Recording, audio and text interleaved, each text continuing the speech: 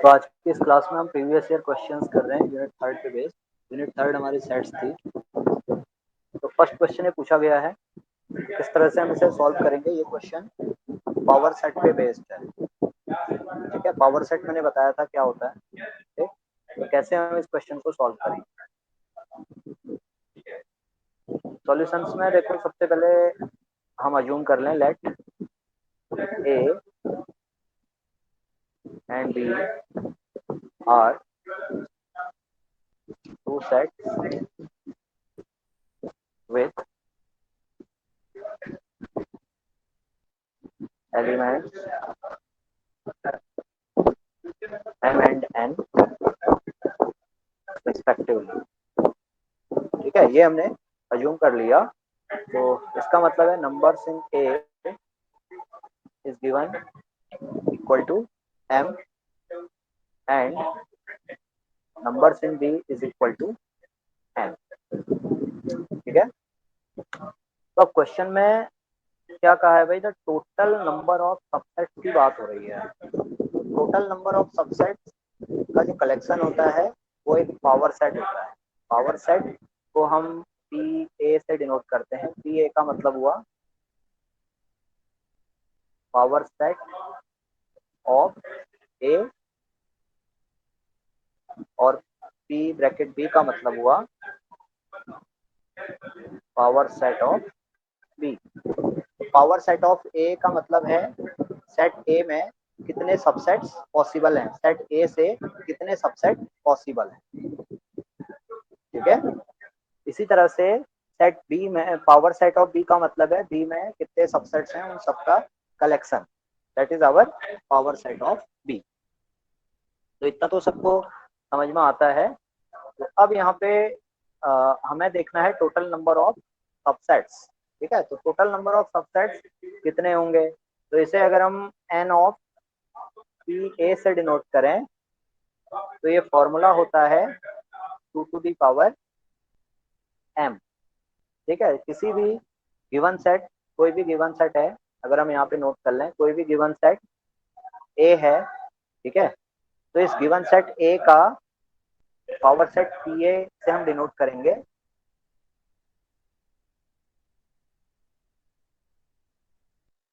तो इस P A में जो नंबर ऑफ एलिमेंट होंगे वो होंगे 2 टू दी पावर के। कितने होंगे, 2 टू दी पावर के होंगे, where k is the number of element.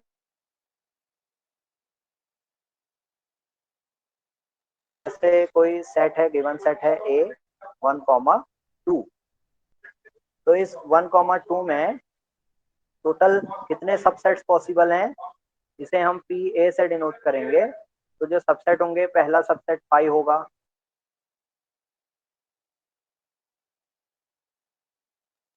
दूसरा सिंगलटन 1 होगा, तीसरा सिंगलटन 2 होगा, और चौथा सेट ए अपने आप में होगा।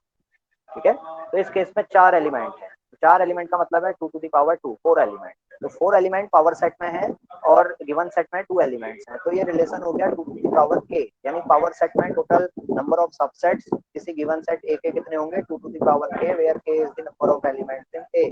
तो ये क्वेश्चन में हमें गिवन है सेट ए में कितने एलिमेंट्स हैं, m है। तो सेट ए का जो पावर सेट होगा पी ए, यानी टोटल नंबर ऑफ सबसेट्स, तो टोटल नंबर ऑफ सबसेट्स कितने होंगे, 2 टू दी पावर m हो जाएंगे। इसी तरह से numbers in power set of B, ये हो जाएगा 2 to the power n। Clear, इतना तो सबको समझ में आ गया। किसी को कोई डाउट है तो पूछ सकते हैं।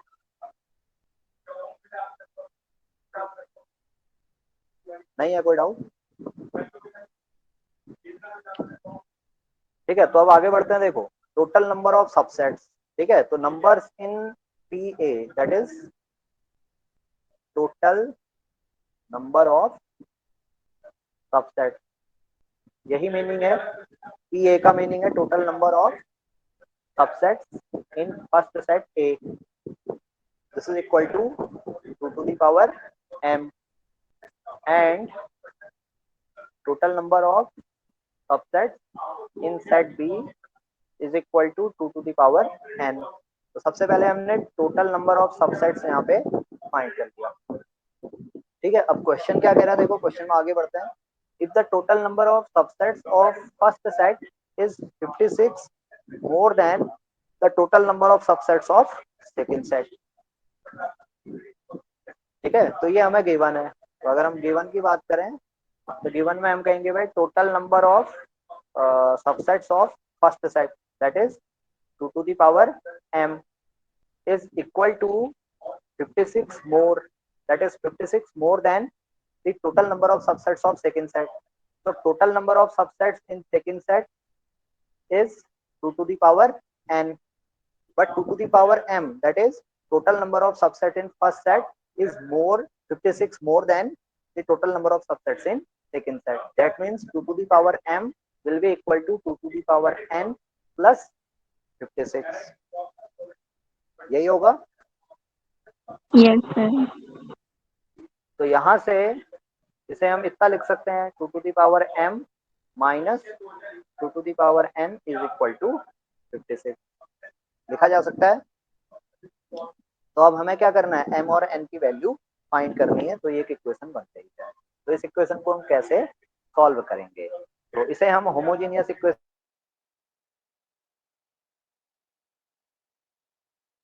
में कन्वर्ट करेंगे। होमोजेनियस इक्वेशन में कन्वर्ट करने का मतलब है यहाँ आप देख 56 को 2 की पावर्स में लिखना पड़ेगा। तो 56 को 2 की पावर्स में लिखने के लिए 56 के फैक्टर्स हमें निकालने होंगे।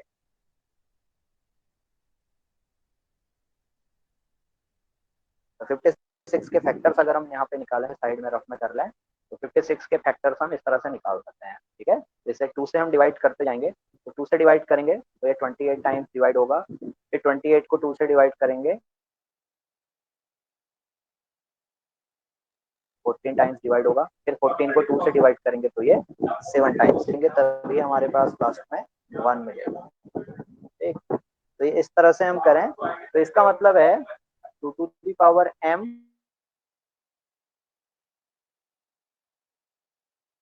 लिख सकते हैं 2 into 2 into 2 that is 3 times into 7, या 2 to the power 3 into 7 लिखा जा सकता है 56 को इस तरह से। यस हमें सर। क्या करना है, दोनों साइड बेस में 2 लेके आना है। ठीक है, एक्सपोनेंट में कुछ भी हो, बेस और एक्सपोनेंट की प्रॉपर्टी से एक्सपोनेंट को कंपेयर करेंगे तो m और n की वैल्यू निकल जाएगी। ठीक, तो इसलिए हम ऐसा कर रहे हैं। तो अब हमें क्या करना है, 7 को भी 2 की फॉर्म में लिखना है। तो क्या 7 को 2 की फॉर्म में लिखा जा सकता है। ठीक है, तो सिंपल मैथमेटिकल लॉजिक अगर हम यहाँ पे अप्लाई करें तो ये 2 to the power 3 तो है ही, और 7 को हम लिख सकते हैं 8 minus 1। कोई दिक्कत है, कोई दिक्कत नहीं है, 7 को 8 minus 1 लिखा जा सकता है। और फर्दर ये 2 to the power 3 होगा, और 8 को हम लिख सकते हैं 2 to the power 3 minus 1। ठीक है, तो 7 को लिखा जा सकता है 2 to the power 3 minus 1। Clear, इतना समझ में आया सबको। तो फाइनली जो इक्वेशन हमारी यहाँ पे बन रही है, ये बन रही है 2 to the power m minus 2 to the power n is equal to 2 to the power 3 into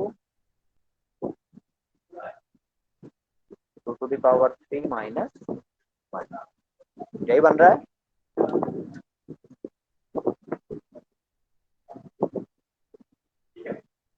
यही होगा ना। Yes sir. Yes sir. अब देखो जो ये टर्म है 2 to the power m minus 2 to the power n, इसको हम दो तरीके से इस फॉर्म में लिख सकते हैं। ठीक है, हमें क्या करना है, राइट हैंड साइड और लेफ्ट हैंड साइड को इक्विवेलेंट करना है। लेफ्ट हैंड साइड में यहाँ पे देखो, लेफ्ट हैंड साइड में ये a माइनस बी की फॉर्म में है, और राइट हैंड साइड में ये c इंटू डी की फॉर्म में है। तो हमें क्या करना है, इस a माइनस बी को भी इस मल्टीप्लीकेशन की फॉर्म में लिखना है। अगर ऐसा लिख लेंगे तो हम बेस एक्सपोनेंट की प्रॉपर्टी से पावर को कंपेयर कर सकते हैं। ठीक है, तो अब देखो कैसे हम करेंगे। यहाँ पे अगर मैं 2 to the power m common ले लेता हूँ, 2 to the power m common लेता हूँ, तो ये 1 minus 2 to the power n minus m हो जाएगा। ठीक है, 2 to the power m और 2 to the power n से 2 to the power m मैंने कॉमन लिया, तो ब्रैकेट में रहेगा 1 माइनस 2^n-m, ठीक है। अब लेकिन ये इसके इक्विवेलेंट नहीं आ रहा है, ठीक है। इसके इक्विवेलेंट क्यों नहीं आ रहा है? क्योंकि यहाँ पे 2^3-1 है, यहाँ पे 1 - 2^n-m आ गया, ठीक। तो इसको थोड़ा और दूसरे तरीके से लिख सकते हैं। मैंने यहाँ पे फर्स्ट केस में 2^m कॉमन लिया है, मैं सेकंड केस में 2^n कॉमन ले लेता हूँ। अगर मैं 2^n कॉमन लेता हूँ तो ये हो जाएगा 2^m-n-1 होगा इतना। इसको इस तरह से समझ सकते हो, 2^3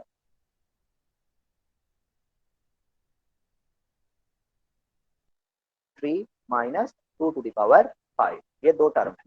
तो इन दो टर्म में 2^5 - 3 दैट इज 2², होगा ऐसा।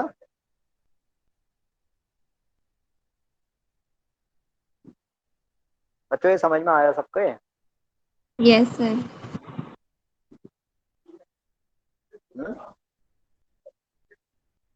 तो क्या था, 2^m - 2^n को या तो इस तरह से लिख सकते हैं या फिर इस तरह से लिखा जा सकता है, ठीक है। तो हम देख रहे हैं भाई, जो पहली फॉर्म है वो तो इसके इक्विवेलेंट नहीं है, राइट हैंड साइड के इक्विवेलेंट नहीं है, और दूसरी फॉर्म राइट हैंड साइड के इक्विवेलेंट आ रही है। तो इसे हम लिख सकते हैं therefore 2^n bracket 2^m-n-1 is equal to 2^3 into 2^3 - 1। तो यहाँ से हम लिख सकते हैं comparing the powers of 2 on both sides we get, क्या होगा, n इक्वल टू कितना हो जाएगा, 3 हो जाएगा, एंड m-n इक्वल टू कितना हो जाएगा, ये भी 3 हो जाएगा, ठीक है। 2^n है, यहाँ पे 2^3 है, यहाँ पे 2^m-n-1 है, यहाँ पे 2^3 - 1 है, तो ये इक्विवेलेंट हुए, ठीक है। तो यहाँ से n equal to 3 and m-n equal to 3 हो जाएगा। तो फर्दर हम सॉल्व करेंगे, तो m-n की वैल्यू 3 पुट कर देंगे इक्वल टू 3, तो यहाँ से m इक्वल टू कितना आ जाएगा, 6 आ जाएगा। तो आंसर हो गया m इज इक्वल टू 6 और n इज इक्वल टू 3। समझ में आ गया सबको सोल्यूशन?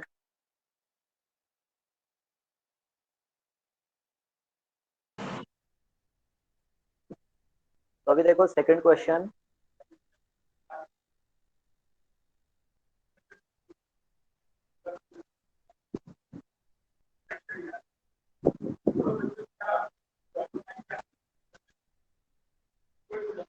सेकंड क्वेश्चन दिख रहा है सबको क्लियर?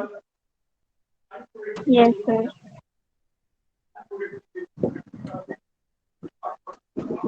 तो ये क्वेश्चन भी पूछा गया है एग्जाम में, तो इसका सॉल्यूशन कैसे करेंगे, ये तो आप कर सकते हो सॉल्व, ठीक है। इस तरह के क्वेश्चंस हमने लास्ट क्लास में भी किए थे। तो यहाँ पे अज्यूम करना है पहले सेट्स को, ठीक। तो सेट्स अज्यूम करते हैं, क्वेश्चन पहले आप ध्यान से पढ़ लोगे, ठीक है। क्वेश्चन में क्या पूछा है, क्या क्या सेट्स बन सकते हैं। तो यहाँ पे देखो, सबसे पहले हम अज्यूम कर लेंगे यूनिवर्सल सेट। हमने किया let U equal to set of individuals with a skin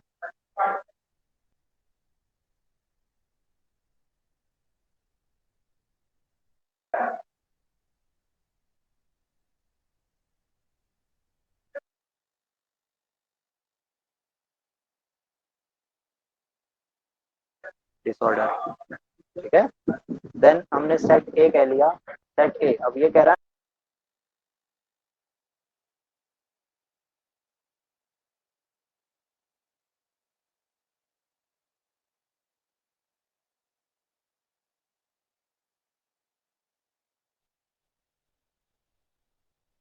chemical B1, यही होगा।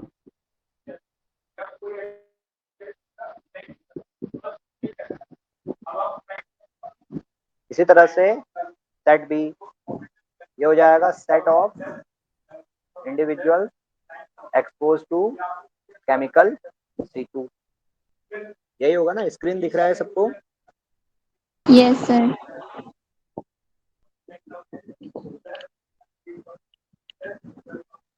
ठीक है। देन कह रहा है भाई 30 expose to both the chemicals C1 and C2, यानी 30 इंडिविजुअल्स ऐसे हैं जो केमिकल C1 और C2 में कॉमन है। ठीक है, तो इसका मतलब है सेट ए और सेट बी का common part A intersection B, तो ये हो जाएगा set of individuals expose to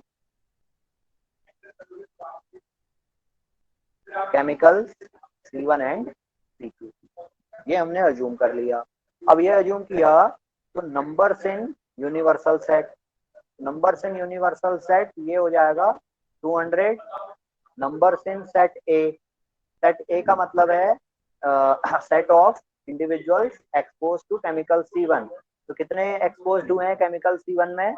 120। तो 120. Numbers in A is 120। Similarly numbers in B is equal to 50 and numbers in A intersection B is equal to 30। यही होगा।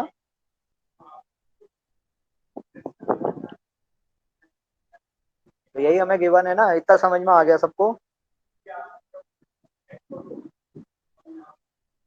अगर कोई चीज नहीं समझ में आई है, कोई डाउट है तो आप पूछ सकते हैं। अगर इतना समझ में आ गया तो फिर आगे बढ़ते हैं। ठीक है, तो आप लोग कोई रिस्पांस नहीं दे रहे हो, इसका मतलब आपको सब समझ में आ रहा है। ठीक है, और आपने क्वेश्चन भी सॉल्व कर लिया होगा। ठीक, तो अब जो फर्स्ट पार्ट है, फर्स्ट पार्ट में हमसे पूछा गया भाई ऐसे कितने इंडिविजुअल्स हैं जो या तो केमिकल C1 में एक्सपोज हुए हैं या केमिकल C2 में एक्सपोज हुए हैं।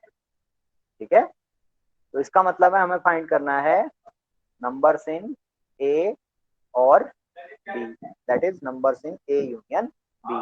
तो numbers in A union B ये हो जाएगा numbers in A plus numbers in B minus numbers in A intersection B. तो कितना आ जाएगा ये? Numbers in A that is 120, numbers in B 50 minus numbers in A intersection B that is 30। तो ये 120 प्लस 50 170 माइनस 30 140। तो ये 140 individuals ऐसे हैं जो या तो C1 को एक्सपोज हुए हैं या फिर C2 में एक्सपोज। ठीक है, तो ओवरऑल जो एक्सपोजर हुआ है आउट ऑफ 200 कितने में हुआ है? 140 को हुआ है। 140 इंडिविजुअल्स ऐसे हैं जिनको या तो केमिकल C1 में एक्सपोज हुए हैं या केमिकल C2 में एक्सपोज हुए हैं। सेकेंड पार्ट में क्या पूछा है? सेकेंड पार्ट में पूछा है number of individuals expose to chemical C1 but not chemical C2। ठीक है, तो ये हो जाएगा numbers in chemical C1, chemical C1 that is A but not in chemical C2। Chemical C2 के लिए बी है, तो इसका नॉट क्या होगा, इसका नेगेशन क्या होगा? बी कॉम्प्लीमेंट होगा।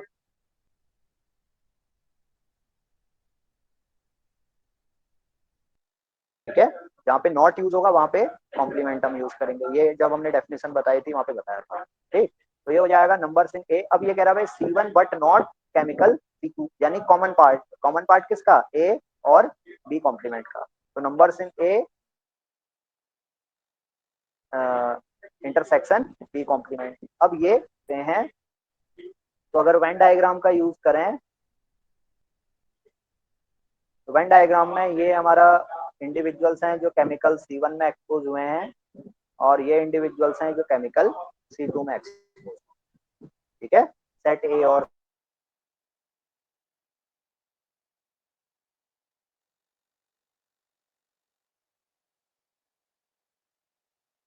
जो बीच का पार्ट है ये कॉमन है, intersection B chemical C1 but not chemical C2। तो कौन सा पार्ट होएगा? A intersection B complement. कौन सा पार्ट होगा इसमें? ये शेडेड रीजन होगा। क्यों? यही शेडेड रीजन होगा ना, अगर फर्स्ट सर्कल हमारा ए है और सेकंड इलिप्स ये बी है। ठीक है, तो ए इंटरसेक्शन बी कॉम्प्लीमेंट इतना ही होगा, बताइए। Yes, sir. तो यहाँ पर ए इंटरसेक्शन बी कॉम्प्लीमेंट ये शेडेड रीजन होगा, होगा ना। Yes sir. तो अब इसे कैसे हम कैलकुलेट करेंगे, ठीक है। तो हमारे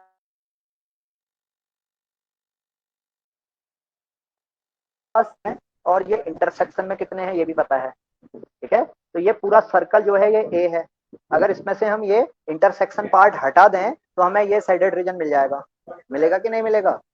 यस क्यों, सर। तो नंबर्स इन ए इंटरसेक्शन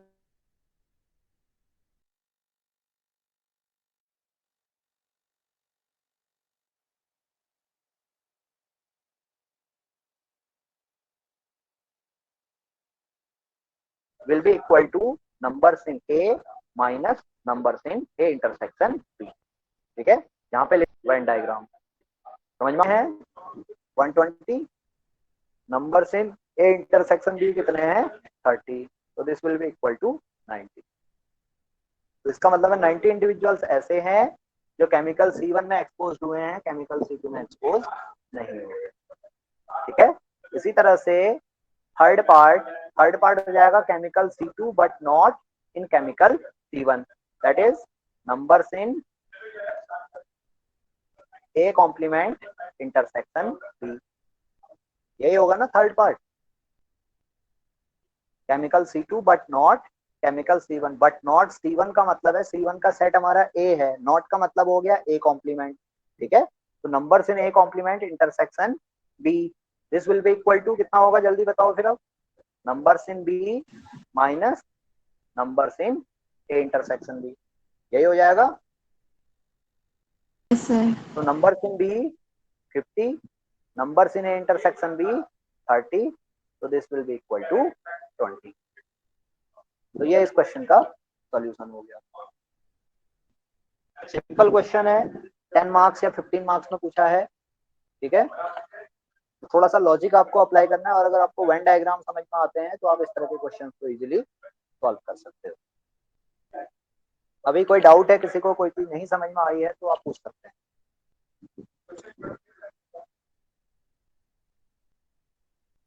नहीं है कोई डाउट, आगे बढ़ते हैं। अब नेक्स्ट क्वेश्चन,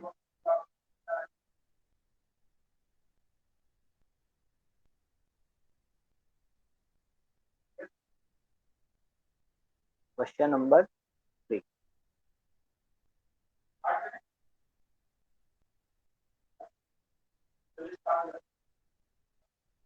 तो ये क्वेश्चन दिख रहा है सबको,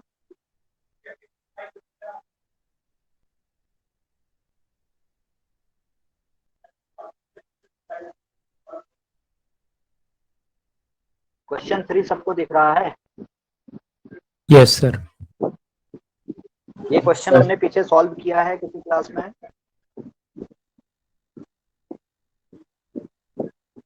लास्ट की क्लास में क्वेश्चन सॉल्व किया था,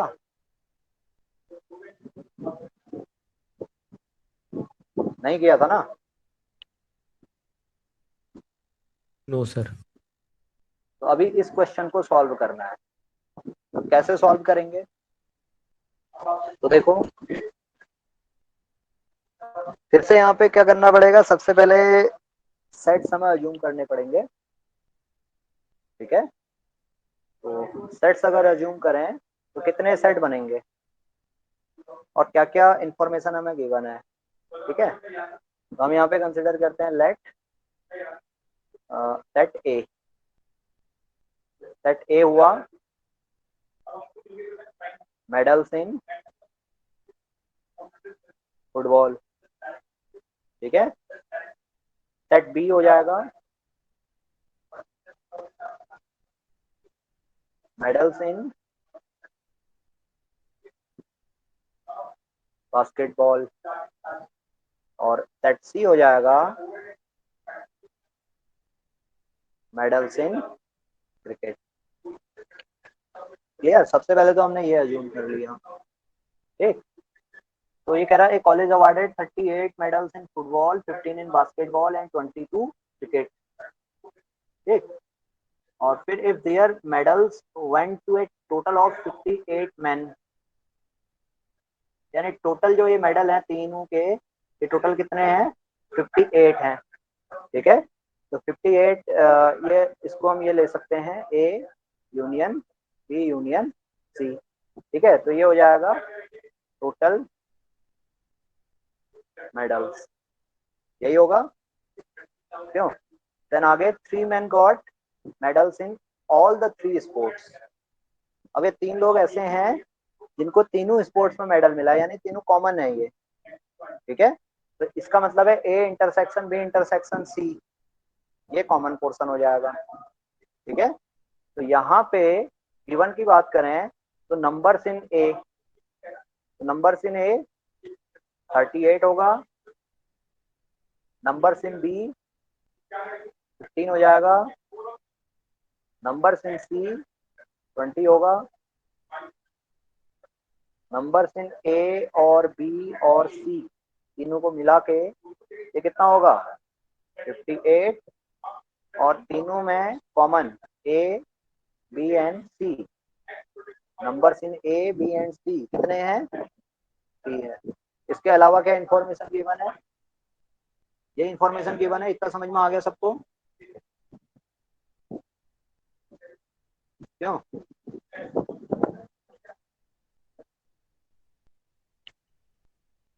इतना क्लियर है सबको। Yes sir.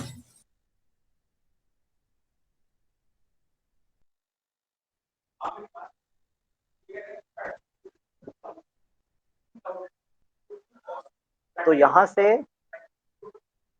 अब पूछा क्या है, how many received medals in exactly 2 of the 3। ठीक है, एग्जैक्ट मेडल्स पूछे हैं कि 2 स्पोर्ट्स में 3 में से किन्हीं 2 स्पोर्ट्स में एग्जैक्टली कितने मेडल्स मिले हुए। ठीक है, तो इसको सॉल्व करने के लिए देखो, अगर हम वेन डायग्राम की हेल्प लें तो कौन सा पार्ट हमें निकालना है ये थोड़ा सा समझ लें, तब हम इसे सॉल्व करेंगे। तो वेन डायग्राम में 3 सेट बनेंगे, एक तो होगा सेट ए, एक होगा सेट बी, और एक हो जाएगा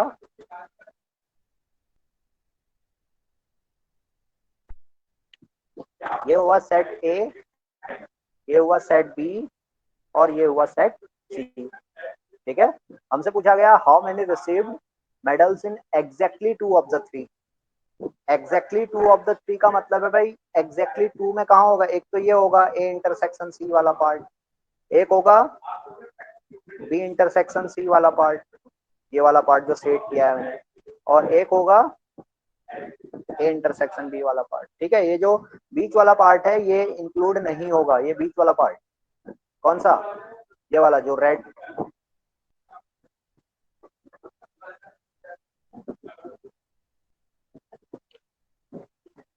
तो यहाँ पे रेड मार्क किया है। ठीक है, ये रेड पोर्शन क्या है, कॉमन है ना, अगर रेड पोर्शन को भी इंक्लूड कर देंगे तो इसका मतलब है ए बी सी में उसने अवार्ड जीता है। हमें पता करना है जो शेडेड रीजन है, ये शेडेड रीजन में कितने इंडिविजुअल्स हैं, ये शेडेड रीजन यही तो पूछ रहा है वो, how many received medals in exactly 2 of the 3 sports. Exactly 3 में ये 3 पोर्शन है, यानी इन 3 पोर्शन का सम होगा। ये समझ में आया यहाँ पे क्या करना है, नो सर। क्यों नहीं समझ में आया। क्वेश्चन आप ध्यान से पढ़िए। ठीक है, 3 स्पोर्ट्स हैं ए बी और सी, इतना तो क्लियर है क्यों। और यस ये सर। इंफॉर्मेशन में गिवन है भाई, ए में 38 है, यानी 38 ने फुटबॉल में मेडल्स जीते हैं, 15 ने बास्केटबॉल में जीते हैं, 20 ने क्रिकेट में जीते हैं। और जो टोटल मेडल्स हैं, अब वो टोटल मेडल्स क्या होंगे, या तो ए में जीते होंगे, या बी में जीते होंगे, या सी में जीते होंगे, तभी तो टोटल मेडल्स आएंगे क्यों। Yes sir. तो वो टोटल कितने हैं 58, यानी 58 क्या है यहाँ पर, A union B union C के एलिमेंट्स हैं। होगा कि नहीं होगा ऐसा, यस सर। यहाँ पे कोई यूनिवर्सल सेट नहीं आएगा। ठीक है, क्योंकि जो मेडल्स हैं वो या तो ए स्पोर्ट से मिले हैं, या बी स्पोर्ट से मिले हैं, या फिर सी स्पोर्ट से मिले हैं, किसी को फ्री में तो नहीं बांटे ना मेडल। उन्होंने ए में भी मेडल जीता है, बी में भी जीता है, सी में भी जीता है, लेकिन क्वेश्चन में क्या पूछा है, क्वेश्चन में पूछा है भाई how many received medals in exactly 2 of the 3 sports. तो 2 ऑफ द 3 स्पोर्ट्स का मतलब है या तो उसने ए में और सॉरी एंड बी में अवार्ड जीता होगा, ए एंड बी या ए एंड सी या फिर सी एंड बी, या इसे हम कह सकते हैं बी एंड सी। अभी समझ में आया? Yes exactly 2 sir. का मतलब यही हुआ ना, A and C, A and B और बी एंड सी। होगा कि नहीं होगा? Yes sir. इतना क्लियर हुआ सबको? तो हमें कौन सा रीजन यहाँ पे करना है, जो शेड हमने किया हुआ है, ठीक है, जो वायलेट कलर से हमने शेड किया है वो वाला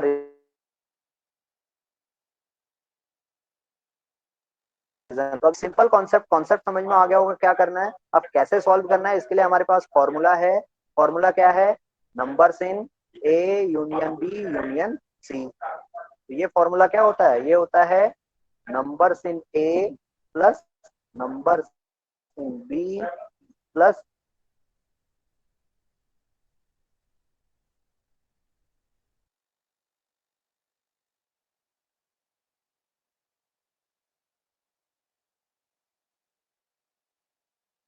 minus numbers in A and B minus, यही होगा, यही फॉर्मूला होता है। और हमें पता करना है यहाँ पे numbers in A intersection B plus numbers in A intersection C plus numbers in B intersection C कितना होगा। That means how many received medals in exactly 2 sports. आया समझ में? प्रॉब्लम समझ में आ गई कैसे सॉल्व करनी है, क्या करना है प्रॉब्लम में? क्यों? Yes, sir. अभी और कोई किसी को डाउट है? नहीं है कोई डाउट? तो अब देखो, अब सारी वैल्यूज हमें गिवन है। देखो numbers in A union B union C, ठीक है, इसको मैं क्या कह दूं, numbers in A union B union C, ये तो मेरा कितना हो गया, 58 हो गया, ठीक है। नंबर्स इन ए ये हुआ 38, नंबर्स इन बी ये हुआ 15, नंबर्स इन सी ये हुआ 20, ठीक। और यहाँ से ये minus numbers in A intersection B minus numbers in A intersection C minus numbers in B intersection C plus numbers in A intersection B intersection C, that is 3, ठीक है। तो ये अब देखो इसे हम ऐड करें तो इसको इतना लिख सकता हूँ मैं, नंबर्स इन जो ये टर्म्स हैं, ये 3 टर्म्स हैं, इनको मैं क्या किया, लेफ्ट हैंड साइड में ले आया। Numbers in A intersection B plus numbers in A intersection C plus numbers in A क्या होगा, B intersection C equal to, और ये 58 को मैं राइट हैंड साइड में ले आया। और राइट हैंड साइड में ऑलरेडी क्या वैल्यूज हैं, 38 है प्लस 15 प्लस 20 प्लस 3, तो ये ऐड कर लो कितना आएगा, 76. 38 38 76 आ रहा है ना। Yes, sir. तो ये 76 आ गया और ये प्लस का 58 यहाँ से आएगा, लेफ्ट हैंड साइड से आएगा, तो यहाँ आके ये माइनस हो जाएगा। इतना क्लियर हुआ सबको? Yes, sir.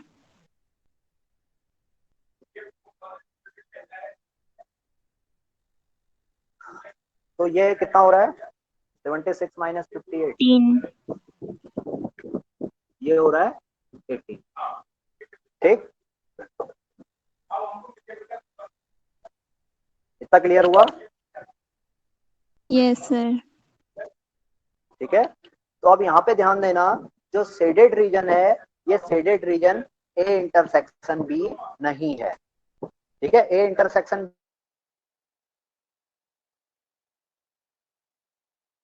बी क्या है, shaded region plus red part, है या नहीं है? ध्यान से देखो डायग्राम को। Yes, क्यों? sir. अब आप करोगे क्या एग्जाम में, आप कहोगे भाई हमें तो A intersection B, A intersection C और बी इंटरसेक्शन सी का सम, ठीक है। यहाँ पे क्या होगा देखो, ए इंटरसेक्शन बी तो ये पूरा पार्ट होगा ना, shaded region plus red part. इसी तरह से A intersection C shaded region plus red part होगा, और बी इंटरसेक्शन सी ये भी shaded region plus red part होगा, ठीक है। और रेड पार्ट हमें पता है कितना है, 3 है, आई बात समझ में? Yes sir. तो numbers in A intersection B को मैं लिख लूं, सपोज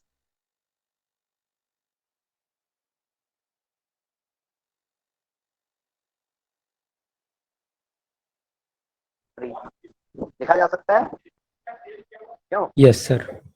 लिख सकते हैं ना। Numbers in A intersection B का मतलब है एक्स टर्न सी में जो साइडेड रीजन है इसे मैं वाई कह देता हूँ, ठीक है? तो ये हो जाएगा y प्लस 3। इसी तरह से जो साइडेड रीजन ये b और c के बीच में है इसको मैंने z कह दिया, तो b इंटरसेक्शन c को लिखा जा सकता है z प्लस 3। आई बात समझ में? तो इसका मतलब फाइनली हमें क्या करना है, x plus Y plus Z का वैल्यू पता करना है। तो x plus Y plus Z का वैल्यू हुआ exactly medals received in exactly 2 sports. आया समझ में? यस और ये सर। इक्वल टू कितना होगा, 18 हो जाएगा। सॉल्व करोगे तो x plus Y plus Z plus 9 equal to 18, x plus Y plus Z equal to 9। तो दिस इज आवर आंसर। तो 9 मेडल्स ऐसे हैं, जो 9 इंडिविजुअल्स ऐसे हैं जिन्होंने क्या किया है, एग्जैक्टली 2 स्पोर्ट्स में मेडल रिसीव किए हैं। समझ में आ गया कैसे सॉल्व करना है क्वेश्चन? Yes sir. अगर कोई डाउट है किसी को, कोई चीज नहीं समझ में आई है तो पूछ सकते हैं।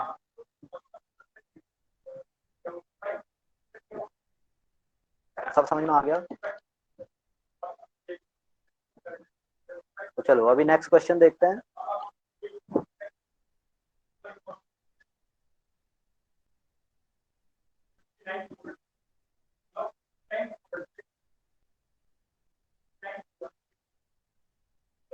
नेक्स्ट क्वेश्चन ये है, ये क्वेश्चन मैंने किया कराया है शायद लास्ट क्लास में। Yes sir. Yes sir. तो इसे अभी करने की जरूरत तो नहीं है, क्यों? Yes sir.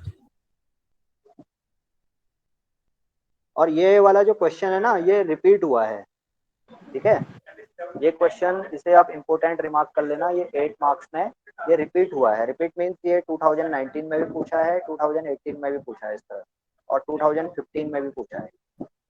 तो इस क्वेश्चन के आने के चांसेस ज्यादा हैं। क्वेश्चन इजी है, कॉन्सेप्ट आपको पता होना चाहिए कैसे सॉल्व करना है, ठीक है? नेक्स्ट क्वेश्चन देखें।